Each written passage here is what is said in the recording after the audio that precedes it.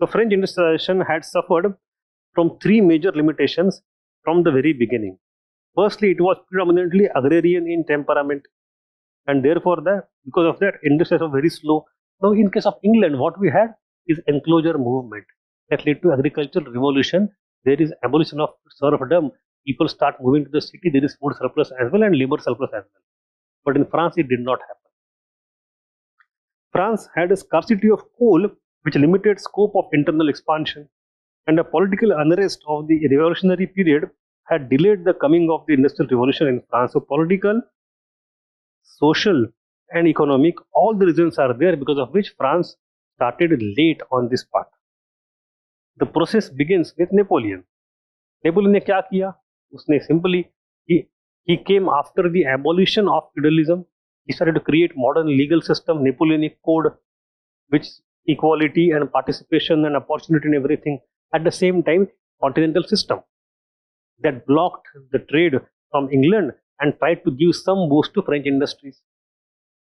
So the earliest industrialization effort in France can, however, be traced back to the time of Napoleon Bonaparte, although Napoleon's attempt to deprive England of her world market by imposing the continental system met with limited success. तो ये छोटी शुरुआत थी, कुछ ज़्यादा हो नहीं पाया.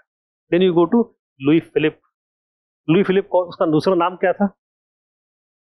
What was it called as? Louis Philippe. We discussed.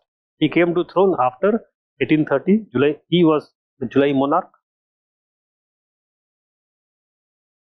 Citizen king. Right? So he is the one who supported industrialization to some extent. He patronized the French capitalists and protected the nascent French industry, brushing aside the interests of the working classes. He lent for national economic integration. The railways started connecting Paris. Have you heard about Paris?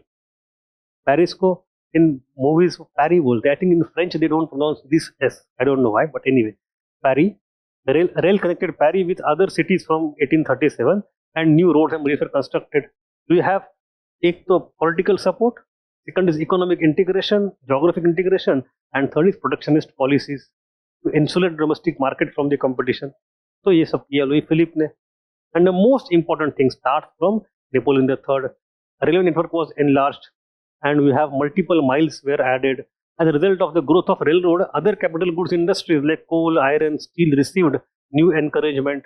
Textile, silk, perfume became world famous. ये एक बात important यहाँ पे है.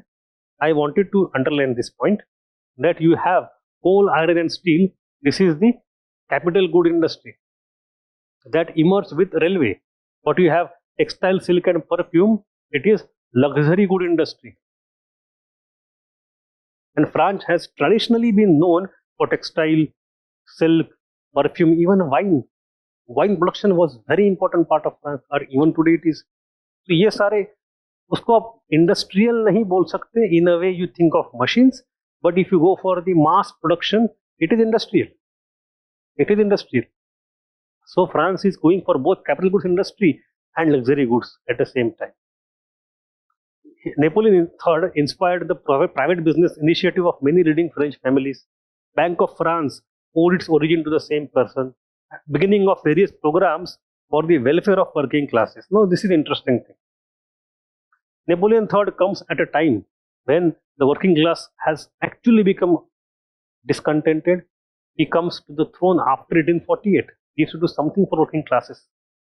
तो वो उनका भी दुख दर्द दूर करने के लिए, उनको भी in a political sense co-opt करने के लिए, he brings certain families, certain initiatives, certain reforms. And by 1870, France held second place in the global export trade. And we have the photo, the original photo of the Eiffel Tower being built. It is extremely significant because it shows that iron and steel की चीजें बनाने में हमने क्या महारत हासिल की.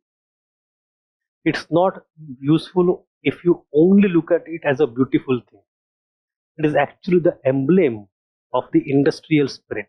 Steel ingots में steel कैसे बनता है, उसकी strength क्या है. Look at the engineering marvel, look at the architectural marvel, look at the capacity of the people to produce such kind of.